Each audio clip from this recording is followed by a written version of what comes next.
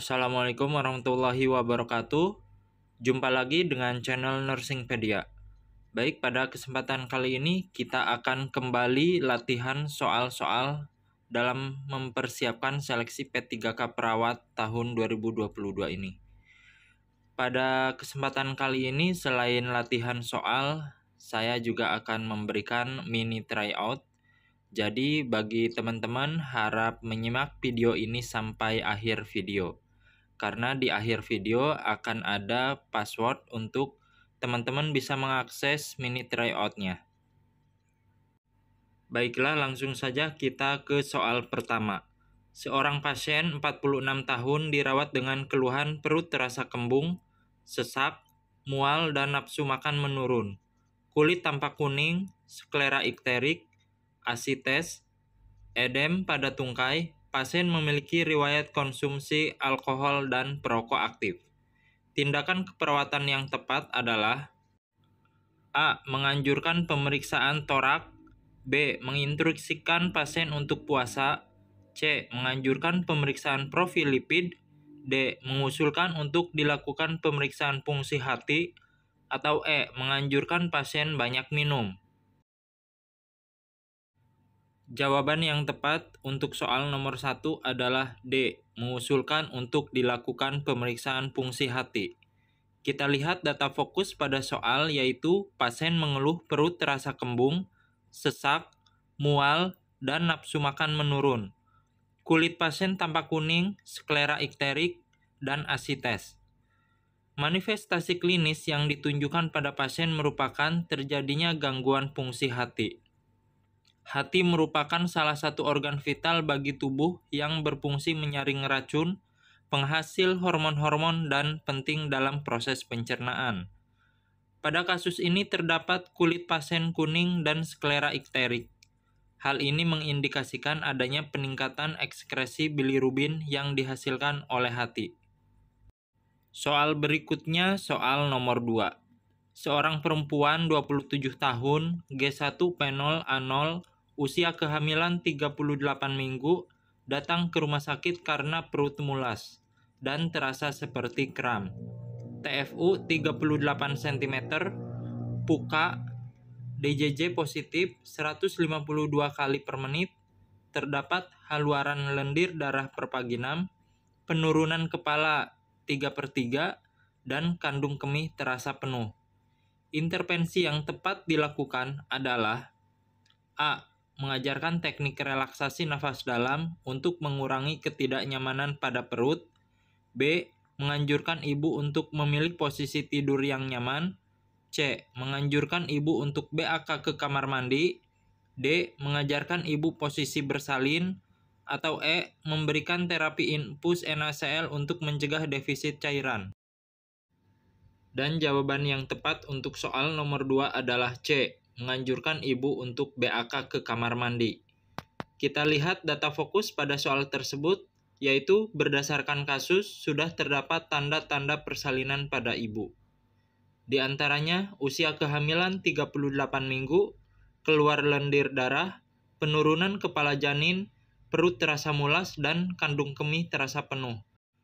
Berdasarkan hasil pengkajian, maka terdapat salah satu kebutuhan dasar manusia yang belum terpenuhi, yaitu kandung kemih masih penuh. Maka intervensi yang harus dilakukan oleh perawat yaitu meminta ibu untuk buang air kecil terlebih dahulu. Pengosongan kandung kemih merupakan salah satu prosedur pada ibu infartu sebelum memasuki tahap persalinan. Berikutnya soal nomor 3. Seorang pasien ke poliklinik rumah sakit dengan keluhan terasa nyeri dan sesak pada dada sejak beberapa hari yang lalu. Kepala pusing, tanda-tanda vital dalam batas normal, pasien diketahui memiliki riwayat DM sejak 2 tahun yang lalu. Tindakan yang pertama kali dilakukan perawat adalah A. Kolaborasi pemeriksaan enzim jantung. B. Kolaborasi pemberian terapi ISDN. C. Memberikan terapi oksigen. D. Melakukan pemeriksaan EKG. E. Melakukan pengkajian nyeri secara komprehensif.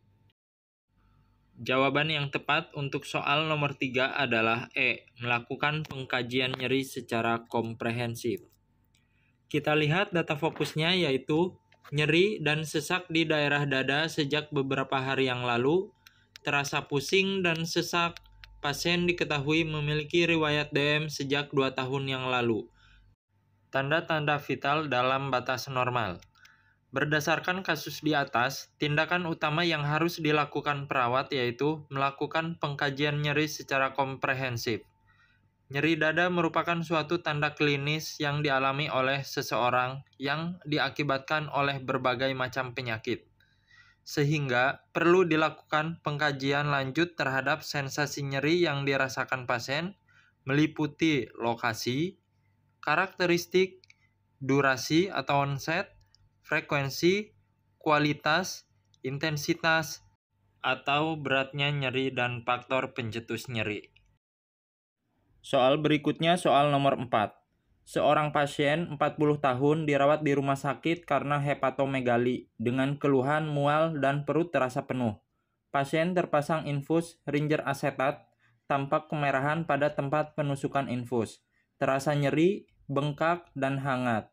Tindakan keperawatan yang paling tepat adalah A. Mengganti cairan infus, B. Memberikan kompres hangat pada area penusukan infus, C. Menghentikan dan melepaskan jarum infus, D. Memasang infus pada lokasi yang baru, atau E. Memperlambat tetesan infus. Jawaban yang tepat untuk soal nomor 4 adalah C. Menghentikan dan melepaskan jarum infus. Kita lihat data fokusnya, pasien terpasang infus ringer asetat, tampak kemerahan pada lokasi penusukan infus, terasa nyeri, bengkak, dan hangat. Masalah keperawatan pada kasus tersebut yaitu risiko infeksi akibat prosedur invasif.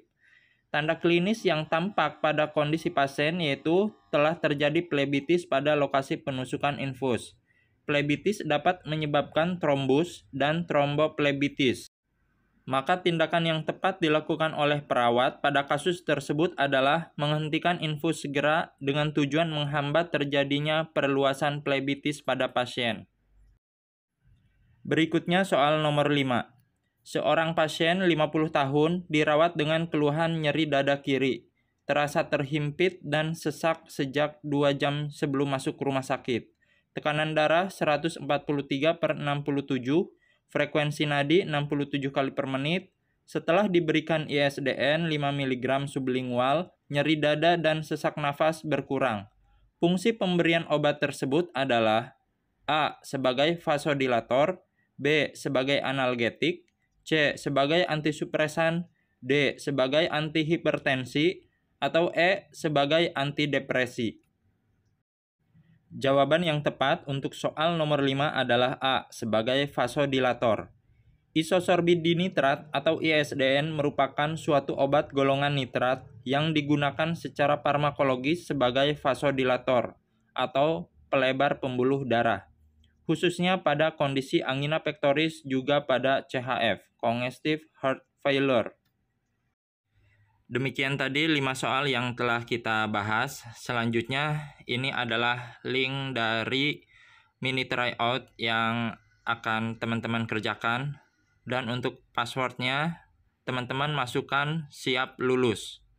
Silakan teman-teman klik link yang ada di deskripsi, lalu masukkan passwordnya yaitu siap lulus. Selamat mengerjakan dan tetap semangat terus belajar. Demikianlah pembahasan kita pada kesempatan kali ini. Semoga bermanfaat bagi teman-teman pejuang P3K. Bagi teman-teman yang baru gabung di channel ini, silakan subscribe dan nyalakan tombol loncengnya supaya mendapatkan notifikasi update video-video pembahasan soal P3K perawat. Saya akhiri. Assalamualaikum warahmatullahi wabarakatuh.